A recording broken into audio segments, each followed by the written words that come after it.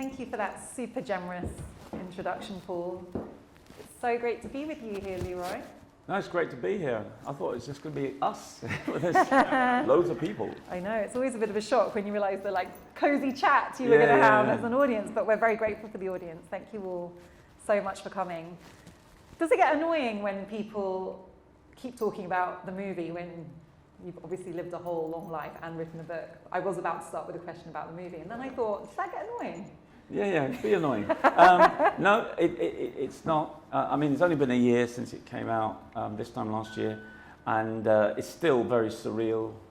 I still think, there's some pinching to wake myself up. But no, it's just great to be part of that process, which Steve McQueen set up. He knew exactly what he wanted to do, and at the time it couldn't be better in terms of the conversation.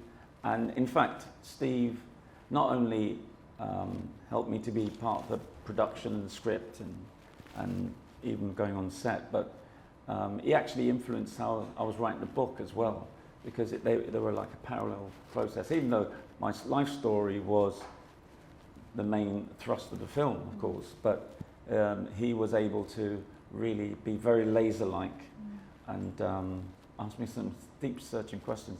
I said to him he should have been a cop because his interviewing techniques are amazing.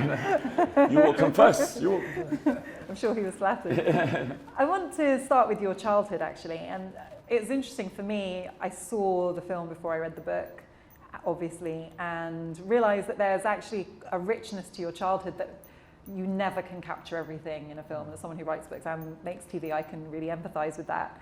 But it really struck me in the book how influential the time you spent in Jamaica as a child was. And for anyone who hasn't read the book, Leroy was born here but then went back to Jamaica for a maybe quite short but very influential period of your childhood.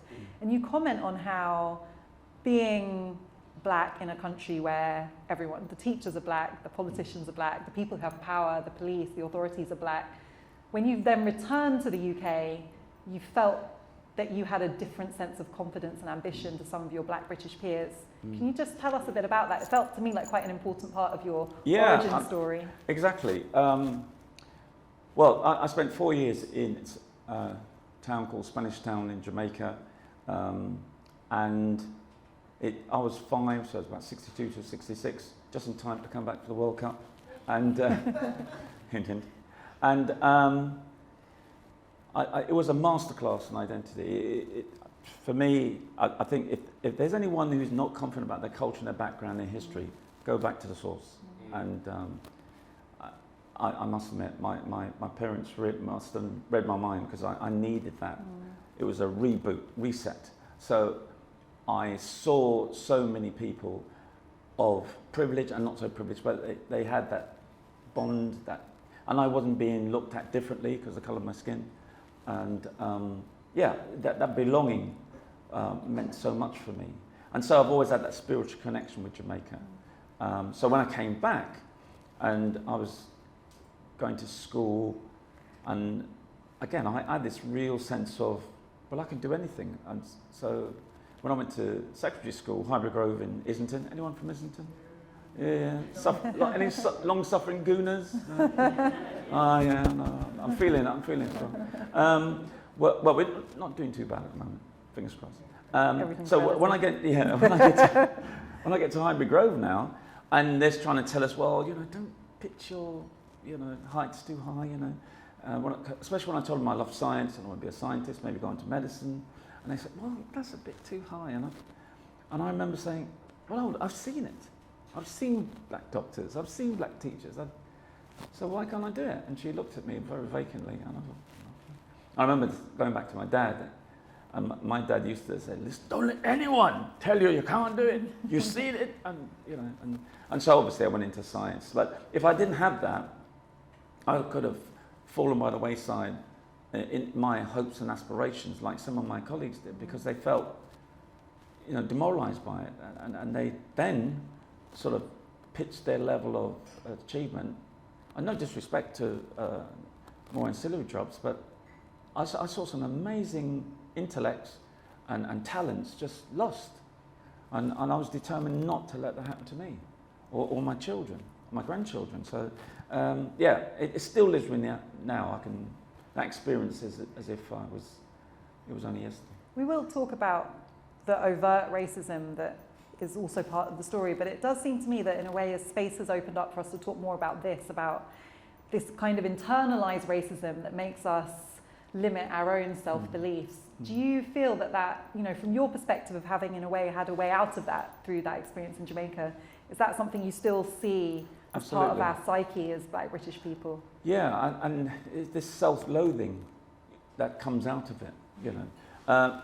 Especially if you're told you're not going to get anywhere fast, you have to stay in that box and don't even think about going above your station, as they say. You actually lose confidence, love for self, and if you don't care if you live or die, then you don't care if anyone else does. And so this sense of being thrown on the skip gives you this sense, well, I'm not going to buy into anything, and I think it can play itself out in how, especially black men are feared by authority figures, especially police, and you treat them with real a sense of, well, we're going to tie you down and we're going to keep you down, in a similar way to how they did with slavery. You know, you had to keep the main protagonists down so they didn't rebel, or if they did, snuff it out very quickly. And I think a lot of that residual is still playing in our psyche today, and we see it on street crime. A lot of our youngsters, you know, they can't manage the conflict without resorting to crime, and we've lost too many of our young people just on senselessness. And having policed it, I still can't get a sense of why anyone would even think that way, and I think it's because of the historical passing over of this, you're not good enough. And so anything goes. It's just a man got to do what a man got to do, and that's it. And for me, there's a lot more to it. But I think if you don't have that identity, you don't have that real sense of who you are, where you came from, you're not going to have that richness of life and loving other people and just enjoying, you know, the things that we're exposed to the max. And that for me is one of the greatest losses I see till this very day. And if there's anything we can do to change that, you know, having these conversations that hopefully will trigger something in some people to say, listen, we've got to do something differently. So you decide as this ambitious, promising young scientist that the thing you want to do is join the police. And you just couldn't get a kind of, well, from a TV dramatic perspective, a better dramatic moment, because you're a pro-black, young black man who is joining a notoriously racist organisation. And I have to say, you come across both in the book, in the film, and in person as somebody who just, a real person of integrity who really believes that the things you do can make the world better. And I have to say, I felt quite conflicted reading that about your story, because I so relate to your idealism and your energy, but I also fear for the idealistic person who joins an organisation that has such a complex history of being anti-black, frankly. How did it feel, and you've written about it at length in the book, but for the audience who haven't maybe read it yet, to go into the police, not just for any reason, but with a specific lens, as you described, that you wanted to make it an organisation that did right by black people, when at the time it was really so far from that, and you experienced very personally the consequences of that conflict. Yeah. Well, I was questioning my sanity for about 10 years. Think, why do you want to do this? Why take yourself out of your comfort zone? You love science. Dad wants you to be a doctor, and of course Mum did as well, and my daughter, my sister was going into nursing. So we were public servants, you know, and we loved it. And the calling of policing hit me in such a totally on the blind side. Do you see it as a calling? Absolutely. In a kind of spiritual way? Yeah. In all honesty, I don't think I would have done it if I'd gone against my dad, because my dad had been beaten up by police, and he didn't want me to go into this militaristic and, occupying force that used to stop him on a regular basis. led to the beating.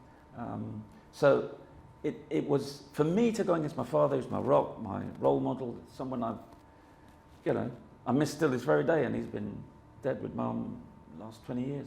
So for me, it really had to be a calling. It had to be, it's like a commissioning. And some people say, oh, it's a religious nut, it's just not. I am a person of faith. I believe in God. But I know when something is driving me beyond what I think is like my humanity, is a spiritual drive. There's no way I could have done it otherwise. And then, especially going into the Met, just the first week, and hearing how they talk about people of difference, how they get this real, they dismiss people as if you're irrelevant, and they do that to themselves, much less people of different culture. So again, I'm thinking, why do this? But there was this vision in me that, I'm a person driven by visions, and I have to see it, and I just knew that if I could get the right mix of people of all backgrounds and cultures and all the allyship that we need, we could really make something different. And the first week in Hendon, I saw other black officers. In fact, one of my schoolmates. This is the policing college that you had to do your initial training. Yeah, at Hendon. And I remember one of my school friends, Colin Parsons, he was just ending his 20-week foundation course. And I just started, I said, what are you doing here? And we didn't know we'd joining. And for me, that was a good indication, right place, right time. And it was just after Scarman, the Scarman report into the Brixton riots. So this was 1982, and I joined in 83. So there was a lot of energy around learning from that, similar to the Macpherson inquiry in a lot of ways. But the difference was they didn't have the lens to look into the Met as we provided through the BPA. So that's how I saw it. We were going to be that lens to really help people to know what happens and why the police do certain things and why they don't do certain things and why they actually got a blind spot and they're very myopic on certain things. So for me, it was a job not just as a public servant, as a sworn officer, but also to be the drive for change. And I wasn't thinking, I have to be a certain rank, but I had to be in a position of influence to get people's attention. So, and I suppose that's what drove me to really say certain things I shouldn't have said, like, I'm here to make change, I don't want to make any friends, and my and heart that wasn't really drama. skipped a beat at that moment of the film. I was like, you did not say that out loud. I did actually. Don't ask me why I said it, because we didn't have the internet then, but rumour control was just as fast. So even before I put a foot on my first station at Islington, they already knew I was a troublemaker, and they still couldn't get their head around, scientists, and I was 26, and they said, why is he must be an undercover journalist or something. Or maybe he's going to write a book. Well, he was right, because I wrote it 30 odd years later. There's a passage in the book that, I'm sorry it made me laugh, it wasn't really funny, but there was a passage when you said, there's so many challenges and so many things that happened, you said, and then things got really difficult when I had to start arresting my former school friends. I thought, you think? So you get posted to the area where you grew up. Yeah. And it's such a metaphor for how being a black police officer brings you in conflict with the very community that's motivated you to do this act of service in the first place, who now see you as a sellout, Judas, part of the problem. Yeah. Was that hurtful? Oh, massive. I mean, I remember saying in the book, if you want to reduce your Christmas card list by 95%, join the police. I was getting a hard time. I was between a rock and a hard place. The community, I'm a sellout, Judas, and my colleagues didn't trust me. So I was just rattling around in this really uncomfortable world. And maybe it's because I went to Islington. I knew the area, and I knew I'm a public servant. So even if I am arresting people I knew from school or in the area, we are socialised, play football, sports, etc. I treat them with respect and dignity. I'm not going to say, well, I'm a cop, and you're the bad guy or girl. No, because I made it clear I'm a black man who happens to be a cop. Because that means I integrate. I'm not going to adopt the norms and values and just act as if I have no sort of understanding of the people. Because if I'm a cop who happens to be black, then there's a good chance of me assimilating and then adopting those norms and values, which in the end could mean that I'm worse than the white officers. To fit in, I'll be more heavy-handed, I'll be more abusive, and I saw that on so many occasions, especially when he sat at the Black Police Association. They would say, oh, we don't, our biggest critics were other black officers at times, and they said, no, we don't need it. And because they just saw us rocking the boat for their sort of head in the sand type approach to life. But I'm a great believer, at some stage your butt's going to get kicked, even with your head in the sand. And I don't mind butt getting kicked as long as I'm in a position to see it coming and respond accordingly. And that for me was really important. Getting that sense of don't be derailed by personalities or prejudices, whether it's the community giving me a hard time or my colleagues, just keep going. Don't get derailed. And I suppose the resilience of my faith and my strength of character from my parents, from Jamaica, we're little, but we're talawa, and we don't ramp. So, we just have to keep going. One of the things that really struck me was how many of the innovations that you and other black colleagues offered that improved policing in measurable ways, i.e. built more trust with the community, generated new intelligence, helped create new leads, that the police still rejected because it was not their way of doing things. For example, speaking to people in local languages, what you describe as affinity policing, where you build trust within the community. Even though these things produce results, the idea of allowing innovation, giving black people agency was more threatening than the idea of them not being successful. Do you think that's an enduring characteristic of the Met Police, this resistance to change, even when it helps them meet their own objectives? Yeah, I call it nowadays this institutional defensiveness. If they haven't come up with the idea, or they don't identify with someone coming up with the idea, they just think, nope, that's not what we do. It's just like when they think they can arrest their way out of a problem or stop and search their way out of a problem. They bought into that narrative, and it's a false narrative. And in the long run, the results will speak for itself, because certain types of crime and violence is still going up, and it's not levelling off. And because they've already doubled down on this set way of dealing with things. It's how the Met Police especially was wired. It was there to protect the haves from the have-nots. So they sense that anything that is going against that ethos is a threat and has to be dealt with, whether they're defensive or they very proactively try and get them out of the way. And that's what they tried to do with us in the BPA, because we had a new rule book basically.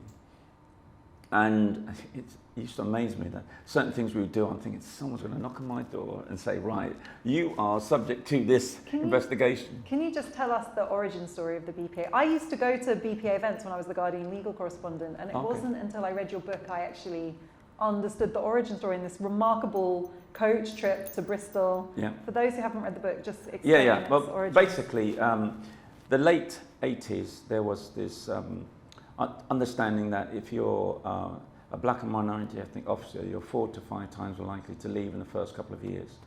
So the head of HR was an assistant commissioner, Wynne Jones, and he came up with the idea, having spoken to a few black officers, that we should take us away to Bristol Polytechnic on a 2-day seminars, and we were in different syndicates for each of those days, and talked them through it. And we literally went there, different syndicates over that summer, of 1990, and we just literally just let them have it.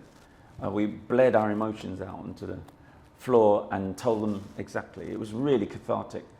And we came up with a report. In fact, I was on one of the working groups to really assist with that process. And lo and behold, Wynne Jones falls from grace. Again, you can read the book. I won't go into it now. But the report was shelved. So we own that report because we helped to write it. And it was a source document for our coming together informally. And we used to have these Bristol seminar reunions. And we were amazed how quick they grew. They went from a wine bar to the Strand Palace Hotel, you know, and we were attracting black firefighters, black doctors, teachers, journalists. It was amazing. We thought, gosh, this is, and I think it's because people saw that this was different. The energy was different. We gave, again, that lens of what's happening in police, because a lot of people didn't even think there were black officers. So when they came at our function, and I remember the first one when the DJ dropped the first tune, I knew this was different. This was different. I can bear witness. Yeah. I like a nice tune, you know. Anyway, so yeah, that was amazing. And so we had these reunions, and then after about 3 years, so it's 1993 now, we're starting to get some worries. We say, listen, we got all this attention, and we're always mindful of when you get a lot of attention, you're going to get some pushback. And we weren't talking issues around race and equality and injustices. We were just coming together and then thinking, because I remember on so many occasions, if you speak to another black officer, like in the station, they think it's some sort of conspiracy. If there's 3 of you talking, it must be some sort of riot you're plotting, you know. So when you're thinking about there's 30, 50, 100 of us organising dances, they think there must be a takeover going on. So yeah, we said, right, we've got to formalise, and so we did in September 94, we launched. And what did they call the bus going to Bristol when they heard about the WOG bus. yeah. I mean, the real funny thing was, they didn't send me an invite, and I got in touch with Hendon, and they had me down as a white officer. I don't know where they got that from, because I remember ticking Black Caribbean, you know. But anyway, then as white officer. So I said, please send me an invite. And I remember once they knew I had an invite, all my white colleagues saying, what are you going to say? What are you going to say? You know. But I remember hearing, because I was one of the first syndicates. There'd been a couple ahead of me. And I remember hearing them saying it's the WOG bus, it's the nigger bus, it's all this sort of stuff. And you know, when I'm hearing of that cricketer, Rafiz, today, or yesterday when he gave evidence, that was just like being in a police station in the 80s. What he was going through reminded me so much of what we went through in the 80s. Now I know a lot of it changed, especially with Fearston, all that casual conversation, and a lot of the physical abuse, because there used to be some physical abuse about that. Not with me personally, but I used to hear of that. It was clear that we got a long way to go as a society. We really need to come to terms with this, whether it's in sport or the arts or public service, whatever it is. It needs to change, and because what really drives me, and you know, I don't want my grandchildren to go through the same injustices as my children's generation, my generation, or my parents' generation. That has got to stop. So as long as I've got health and strength, I'm going to keep going. I don't care who gets upset. I might be just talking to myself in the end, but you know, as far as I'm concerned, that has to be my raison d'etre. That's my drive. But yeah, the officers didn't like what we were doing, and they feared what we were going to say, because they knew it was the truth. I'm ashamed to say that many of the things that you did and you and other colleagues did, I didn't know about, and it really made me reflect on the ways in which the legacy of the work is erased. For example, in the aftermath of Damilola Taylor's murder, which affected you personally as well as professionally, you and other colleagues pioneered a new way of gathering intelligence, and you said that, you know, the contribution of black officers was completely erased when it came to the media around his murder. When it comes to the Macpherson report, you talk about how the gains of Macpherson have been lost because recommendations were just quietly ignored. And it really strikes me that actually in writing this book, you have documented things that the police have actually conspired to disappear, so that it's kind of one step forward, 2 steps back. Was that a conscious part of your rationale in writing absolutely. the book? I mean, you have to own your own history. You have to have your own narrative. Because I've seen a lot of people, you know, do all sorts of research documents and reference books and, you know, various other sort of articles, etc., about us, and they really didn't know what we went through, and why would they? So we have to do that. And one of the reasons why the Damilala Taylor case was so front and centre, other than, you know, I was personally connected with Richard Taylor, and I also knew that area. I used to rave in Peckham, you know, all those years ago, and I loved that community, and to see how it's gone. So I wanted to show that there was this real need to be just using those softer skills. You know, it's not about how fast you can pull your taser out or how quick you can use your CS spray. Use those skills and abilities that help people to work with you and have that relationship. Because I know it doesn't matter how many people I've arrested or stopped and searched, they'll say, yo, Mr. Logan, or yo, Fed, you know, FBI, whatever. They'll help me. They won't be saying, oh yeah, you dragged me across the road and you put a gun to my head and all that stuff, even though I've never been trained to hold a gun. Too scared for it. I might shoot myself in the foot. But, you know, I've only pulled my truncheon out once in 30 years because that was not in aggression. That was not in aggression. That was because the senior officer said, pull out your truncheon. So you did. It was a large demo.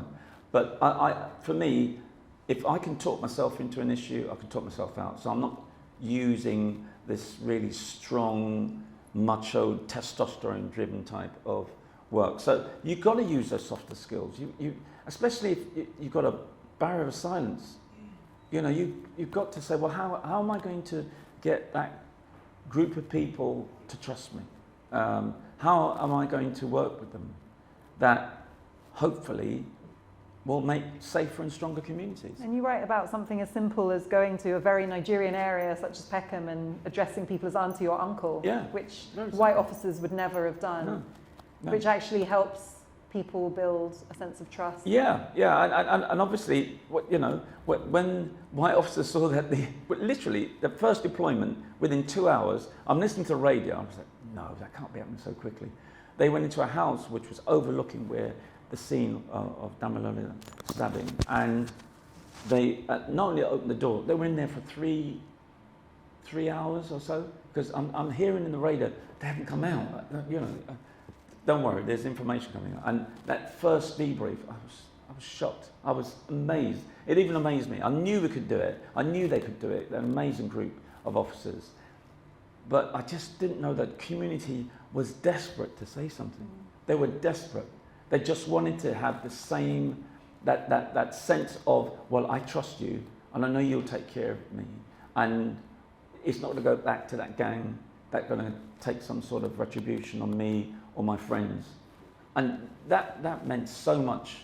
But a lot of people resented it. They really did resent it. Senior officers, again, didn't even mention it. So I was pleased to mention those officers because they did an amazing job.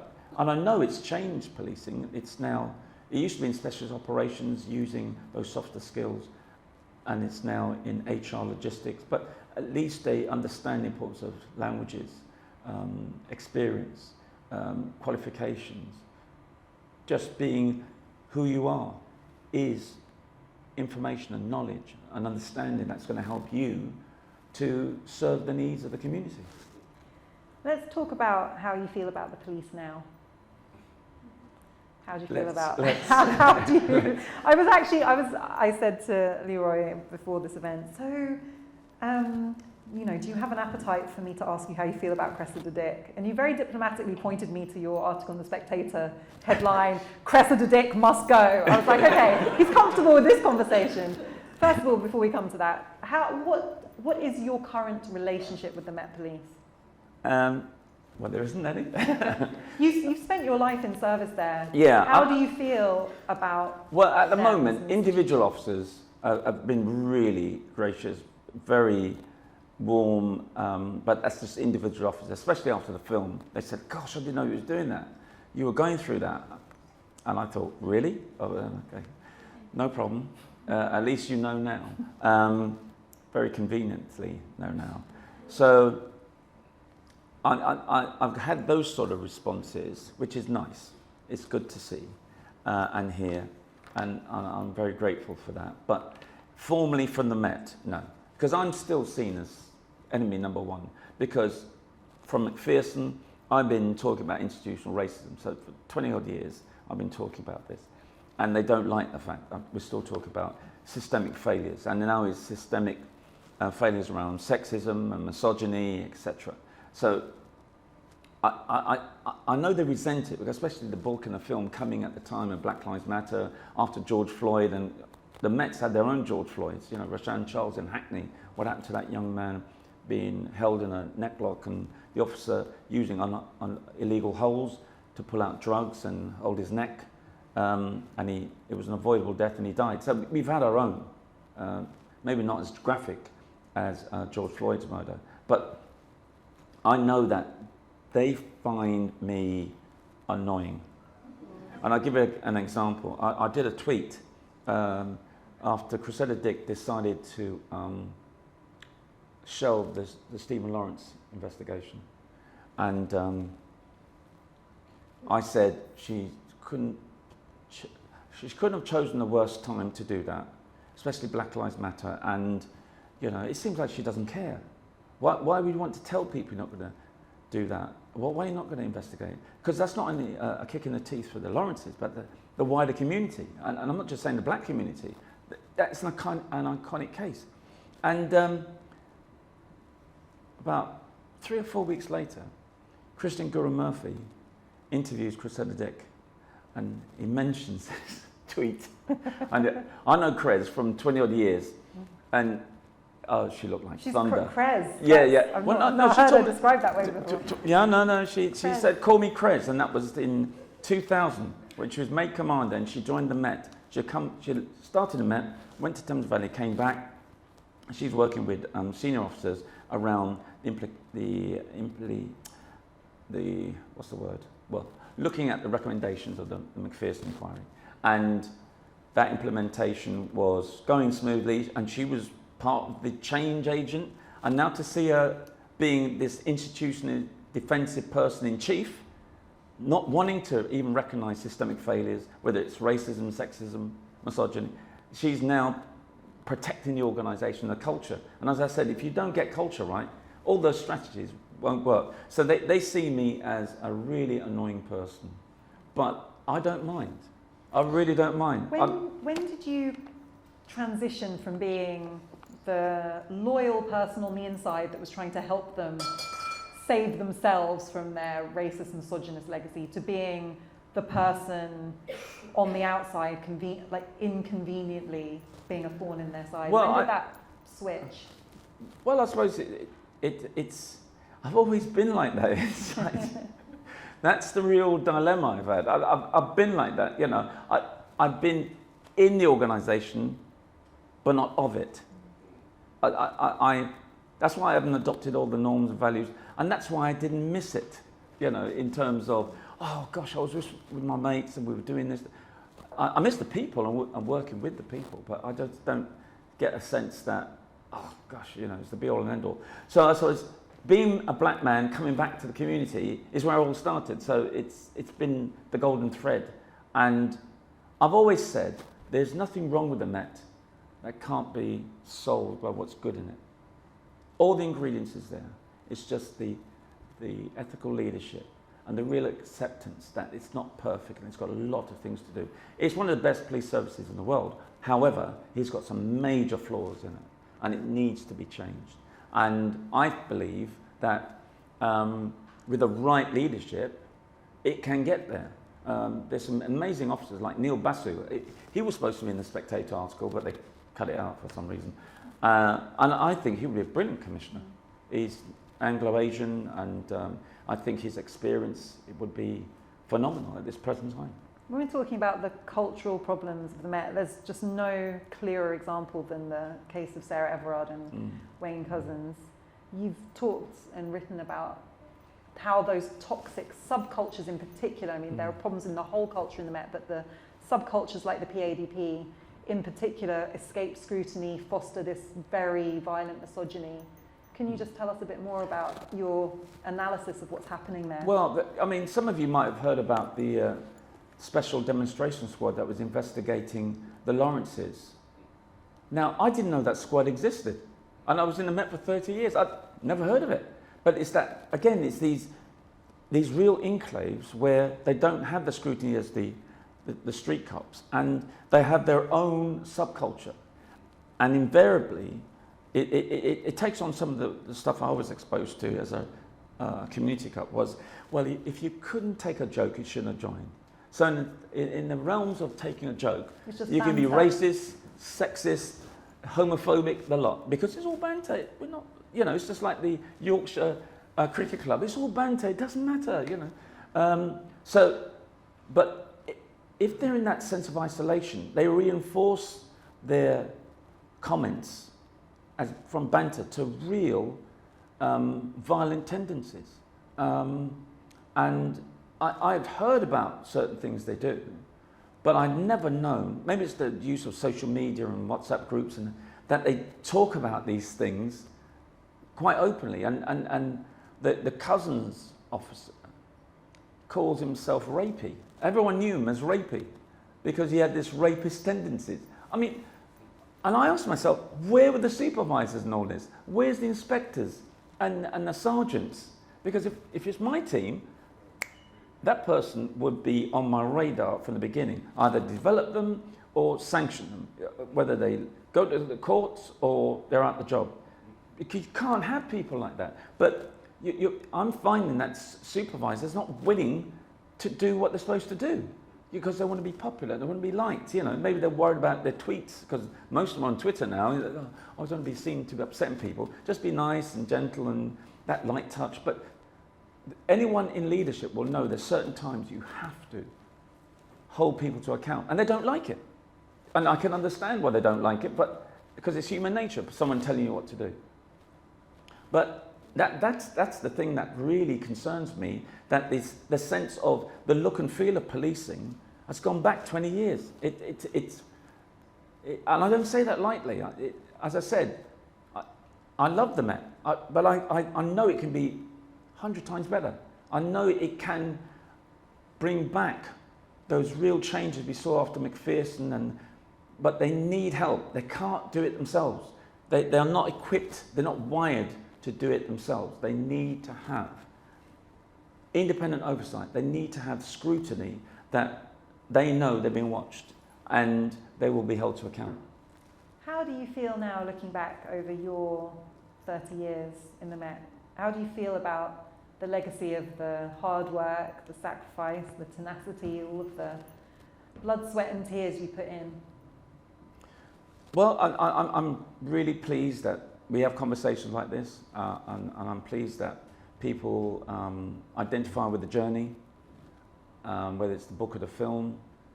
And I'm really pleased that we collectively can really work on this. It's not just about me, it's about the we, and it's around the allyship. And that's especially since George Floyd and Black Lives Matter, and the book and film timed with that. And again, that was divine intervention. That was got nothing to do with, I mapped this out so well. It was just literally the timing couldn't have been better.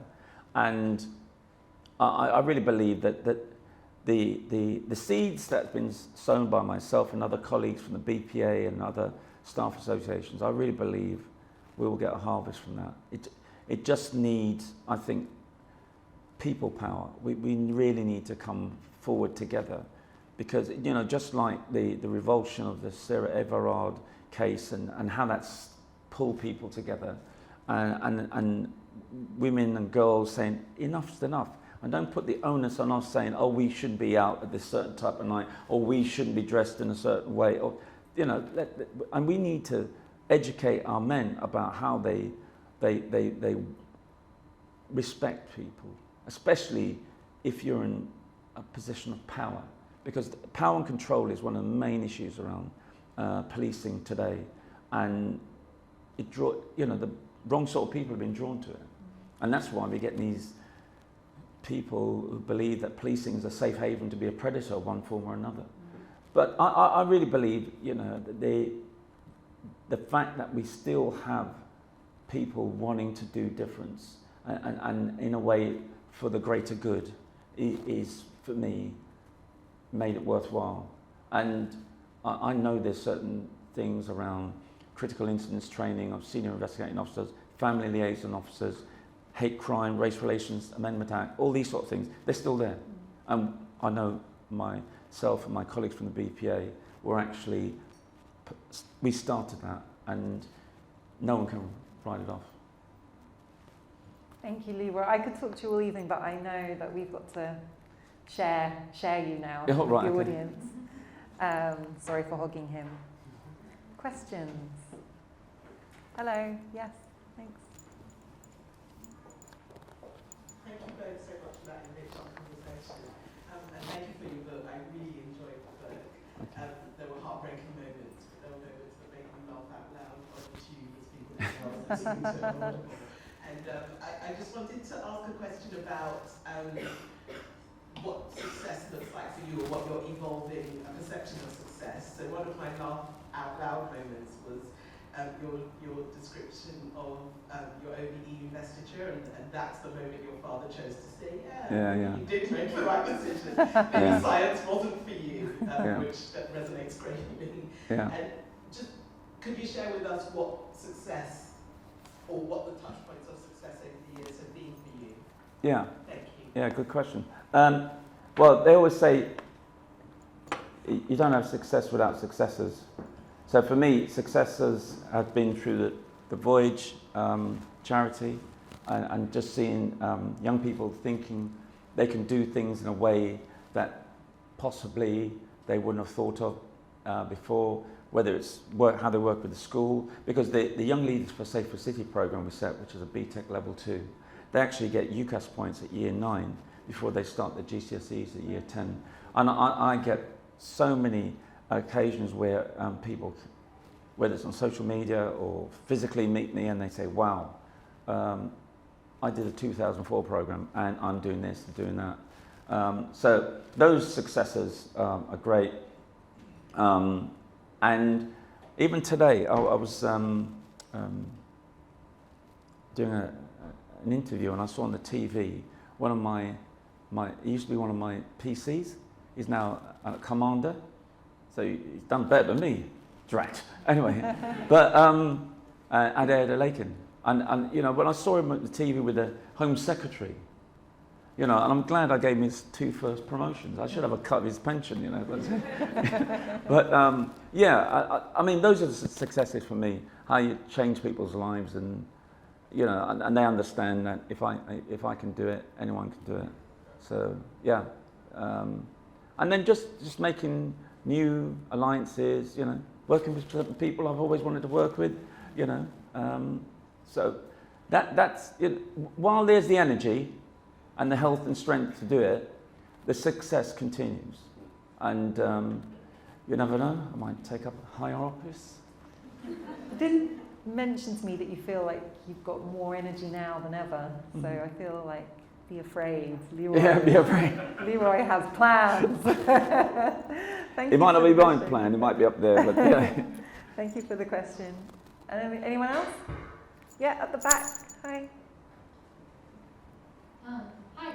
You've talked about, you've done a lot of work around advocacy and structural racism for such a long time, but what are things that when you think about how changes happen and how people change, if you have any the way you did change was kind of both inside the system and outside the system. So I'd be curious. Yeah, I respect everyone's approach. I do understand people who think I'm as a Judas and I sold out. But I always said, time will tell. And if I lost my beliefs or values throughout those 30 years, I would leave in a heartbeat. I wouldn't be able to look myself in the mirror or even live with myself in knowing that I hadn't done the best I could for people, whether it's externally, the public or my colleagues. So for me, it's my sort of reflections are that we've got so much more to do, and I really want to do as much as I can to get people to understand the importance of now and how they need to be part of the change that we all want to see, because if we don't, we're going to sleepwalk into some real difficult times. Policing is at a tipping point. It really is. And I don't want it to be seen by certain political governments that they're just a pawn, but because we as the public have to deal with it. Just remind me of the question. I've gone off on a tangent here.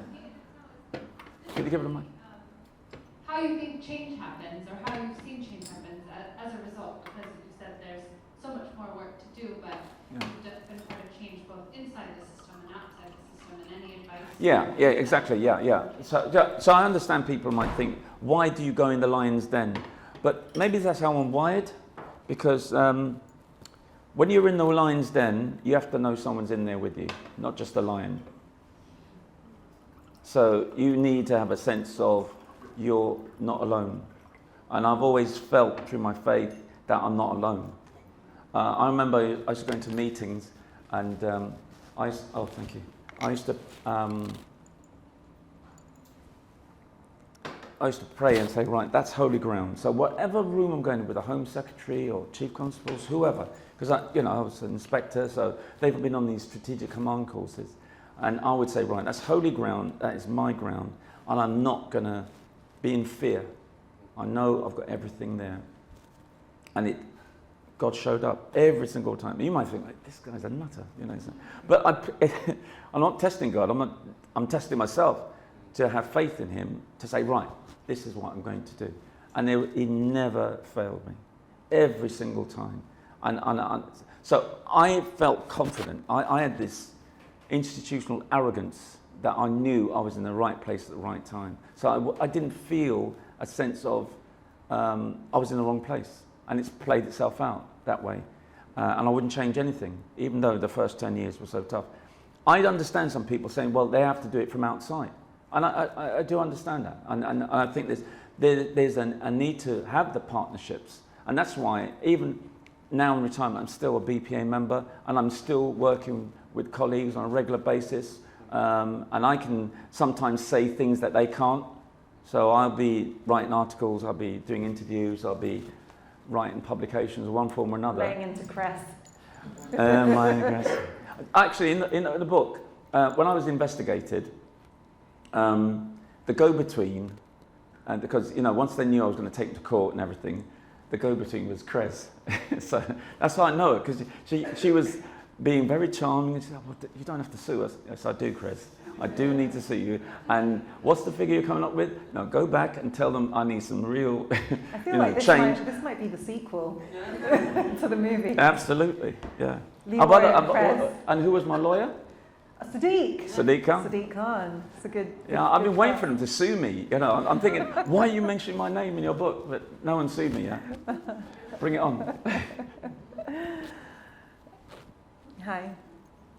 So my question really is, I guess, a follow-on from that. So you said it yourself, Leroy, 40 years on from Scarman, 21 years on from McPherson, we still have issues with disparities in our criminal justice system at every level. Sort of following the murder of George Floyd, there was a lot of soul-searching and a lot of well-intended conversations, but none of that has really come to fruition. We're yet to see that. So where do we go from here? The ballot box. I think that's the only way we're really going to do it. This government has had a long time, and I've seen they've almost destroyed public service through austerity. And the way in which they now got all this money to respond to COVID, and quite rightly so. I'm not in any way criticising it, but it's now, it pales into insignificance, the amount they saved in austerity compared to what they spent. So it has to be the ballot box. We need political will. Policing cannot be done without political will. I remember when I was at the miners' dispute in '85, and they were calling us Maggie's boot boys, because the political will said, we're going to literally wipe the miners' union off the map. And they used the police to do that. And that really ministered something to me about how police are pawns of the political authorities and those central government. And we're seeing it now. And it's got to stop. So if there's anyone wants to be part of my campaign team, you know, we'll start with London. I was going to let it slip the first time you'd made a joke about running for office, but it seems like you're actually serious. Are you thinking about I'm really seriously thinking about 2024. I really am. And I just want to name check my manager, Juanita Rosinia, at the front. She keeps on trying to talk me out of it.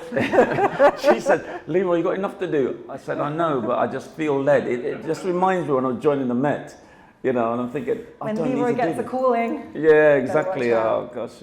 I might lose it, but I doubt, because I just don't see any changes. I really don't see any changes. And how long will it carry on with this? I wouldn't mind if someone said they want to do it, and I'm thinking, yep, I'm with that person, him or her. You know, tie my flag to that mast, I'm there. If it's not, then it's me. We're grateful for people who have a calling to public service, because without that you would never. Well, it is public service. You wouldn't. Yeah. It wouldn't be attractive. Yeah. But service, we need it. Absolutely. Thank you. Yes. Hi. Hi, and it's been a privilege to watch you work actually over the years. And I can tell you do something very different to what I expected from other police. You talked about vocation. I'm kind of focusing on that a little bit about whether you think there's a particular need for black people who've got to face kind of brickbats of continual attempts to change things and not necessarily getting as far as they would like. How did you maintain that vocation? You talked about your relationship with God.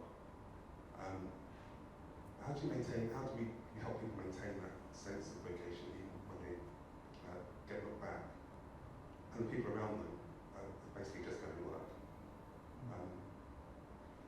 Is there almost a different track expected for those people who've got kind of justice focus to their work than others?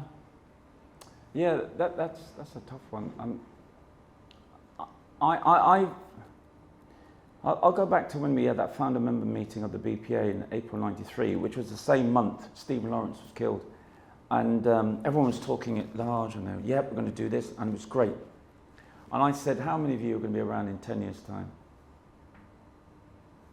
Because that's how I look at things. I look at things on the long term. I don't see it as 2, 3 year, 5 year thing. I always look 10 years. What's it going to be like in 10 years' time?